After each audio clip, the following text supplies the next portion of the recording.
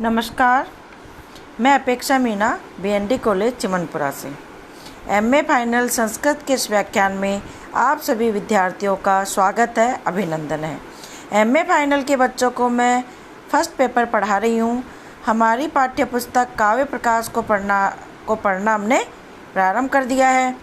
इससे पूर्व के वीडियो में मैंने आपको बताया था काव्य क्या है ना, काव्य के प्रयोजन क्या हैं, काव्य के हेतु क्या है और पहला सूत्र काव्य के लक्षण, वहाँ तक हमने पढ़ लिया था।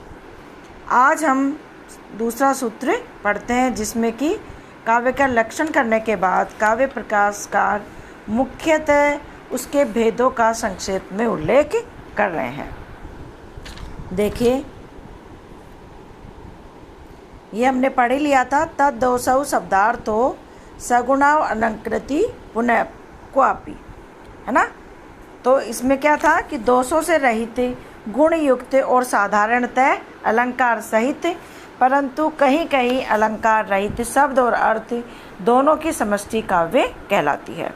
तो यहाँ पर काव्य का लक्षण देने के बाद इन्होंने 3 विशेषणों से युक्त शब्द तथा अर्थ की समष्टि का नाम काव्य ऐसा बताया था। अकेले शब्द या अकेले अर्थ को काव्य नहीं बताया, अपितु दोनों मिलके, शब्द और अर्थ दोनों की समष्टि मिलके काव्य होती है। और काव्य को दोषों से रहित, गुणों से युक्त और कहीं कहीं अलंकार रहित, परंतु ज़्यादातर जगह अलंकार सहित शब्द अर्थ दोनों के एक साथ होने पर काव्य कहलाता है। इस प्रकार मम्मट आचार्य ने काव्य का जो लक्षण है प्रस्तुत किया, जो कि अत्यधिक सुंदर है और उपादेय है। अब यहाँ पर काव्य का लक्षण करने के उपरांत अब यहाँ पर मुख्यतः वो ध्वनि, मुख्यतः उसके काव्य के 3 भेदों को संक्षिप्त में यहाँ पर उल्लेख कर रहे हैं। ध्वनि काव्य के बारे में यहाँ पर बता रहे हैं। इदम उत्तमम अतिशयनी व्यंग्ये वाच्या ध्वनिर्बुद्धै कथित है। क्या कह रहे हैं? इदम उत्तम अतिशयनी व्यंग्ये वाच्या ध्वनिर्बुद्धै कथित है। इदम उत्तम अतिशयनी व्यंग्ये वाच्याद ध्वनिर्बुद्धे कथित है। वाच्य अर्थ की अपेक्षा, वाच्यात वाच्य की अपेक्षा, वाच्यात वाच्य अर्थ की अपेक्षा व्यंग्य अर्थ के उत्तम अतिशयनी अधिक चमत्कार युक्त होने पर, वाच्य की अपेक्षा व्यंग्य के अधिक चमत्कार युक्त होने पर इदम यह काव्य उत्तम होता है, ऐसा ध्वनिर्बुद्धै कथित है। काव्य उत्तम होता है और बुद्धै ध्वनि कथित है, विद्वानों ने उसको ध्वनि कहा है। देखिए, वाच्य अर्थ की अपेक्षा व्यंग्य अर्थ के अत्यधिक चमत्कार युक्त होने पर ऐसा काव्य उत्तम होता है और विद्वानों के द्वारा उसे ध्वनि काव्य नाम से संबोधित किया गया है, उसे ध्वनि काव्य नाम से बोला गया है। जब वाच्य अर्थ की अपेक्षा व्यंग्य अर्थ के अधिक चमत्कार युक्त होने पर काव्य उत्तम होता है और विद्वानों ने उसको ध्वनि नाम से अभिहित किया है।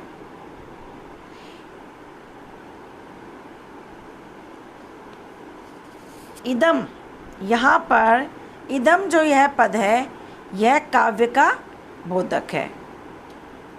बुद्धै व्याकरणै प्रधानभूत स्फोट रूप व्यंग्यम व्यंजस्य शब्दस्य ध्वनि इति व्यवहारः कृत। यहाँ पर इदम जो पद है यह काव्य का बोधक है। बुद्ध अर्थात व्याकरणिकों ने प्रधानभूत स्फोट रूप व्यंग्य की अभिव्यक्ति कराने में समर्थ शब्द के लिए क्या कह रहे हैं? बुद्ध अर्थात व्याकरणिकों ने प्रधानभूत स्फोट रूप व्यंग्य की अभिव्यक्ति कराने में समर्थ शब्द के लिए ध्वनि इस पद का प्रयोग किया था। उसके बाद उनके मत का अनुसरण करने वाले अन्य साहित्य शास्त्र के अन्य आचार्यों ने भी वाच्य अर्थ को गौण बना देने वाले व्यंग्यार्थ की अभिव्यक्ति कराने में समर्थ शब्द तथा अर्थ दोनों के लिए ध्वनि पद का प्रयोग करना आरंभ कर दिया था। क्या कह रहे हैं देखिए, समझिए कि वाच्य की अपेक्षा व्यंग्य के अधिक चमत्कार वाच्य अर्थ की अपेक्षा व्यंग्य अर्थ के अधिक चमत्कार युक्त होने पर काव्य उत्तम होता है और विद्वानों के द्वारा उसे ध्वनि काव्य के नाम से बोला गया है। इदम जो पद है यहाँ पे काव्य का बोधक है। बुद्ध अर्थात व्याकरणिकों ने प्रधानभूत स्फोट रूप व्यंग्य की अभिव्यक्ति कराने में समर्थ शब्द के लिए ध्वनि इस पद का प्रयोग उनके द्वारा किया गया। उसके बाद उनके ही मत का अनुसरण करने वाले अन्य साहित्य शास्त्र के अन्य आचार्यों के द्वारा भी वाच्य अर्थ को गौण बना देने वाले व्यंग्य अर्थ की अभिव्यक्ति कराने में समर्थ शब्द तथा अर्थ दोनों के लिए ध्वनि पद का प्रयोग करना प्रारंभ उनके द्वारा कर दिया गया। तो यहाँ पे क्या क्या कहा जा रहा है?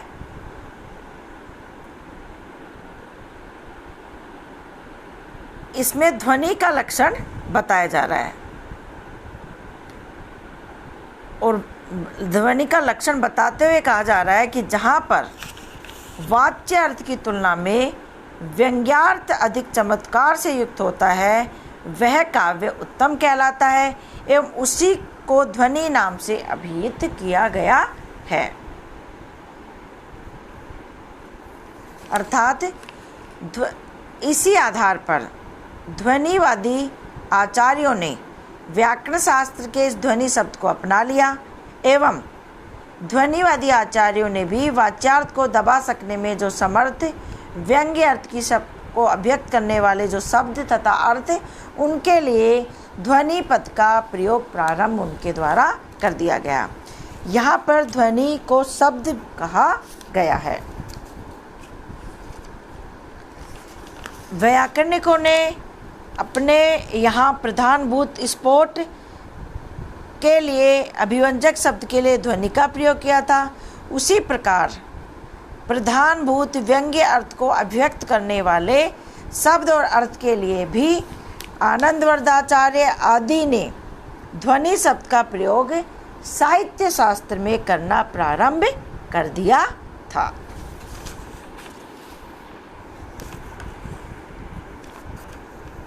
हमें यहाँ पर ये पता चलता है कि ध्वनि शब्द का प्रयोग मुख्य रूप से व्याकरण शास्त्रियों के द्वारा किया गया था। ध्वनिति स्फोटम व्यनक्ति इति ध्वनि। इस व्युत्पत्ति के आधार पर स्फोट के अभिव्यंजक शब्दों के लिए ध्वनि पद का प्रयोग किया गया था और इसी आधार पर ध्वनिवादी आचार्यों ने भी जो वाच्य अर्थ को दबा सकने में समर्थ होता है क्या व्यंग्य अर्थ, उसको अभिव्यक्त करने वाले शब्द और अर्थ के लिए ध्वनिवादी आचार्य आनंदवर्धन आदि ने ध्वनि इस पद का प्रयोग साहित्य शास्त्र में भी करना प्रारंभ कर दिया था।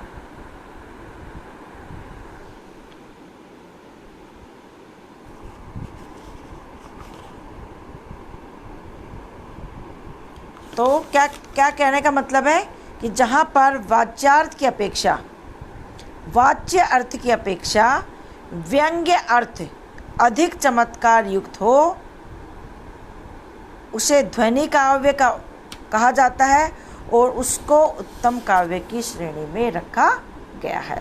इदम उत्तमम अतिशयनी व्यंग्य वाच्या ध्वनिर्बुद्धे कथित है कि जहाँ पर वाच्य अर्थ की अपेक्षा व्यंग्य अर्थ के अधिक चमत्कार युक्त होने पर काव्य उत्तम होता है और विद्वानों के द्वारा उसे ही ध्वनि या काव्य नाम से बोला जाता है।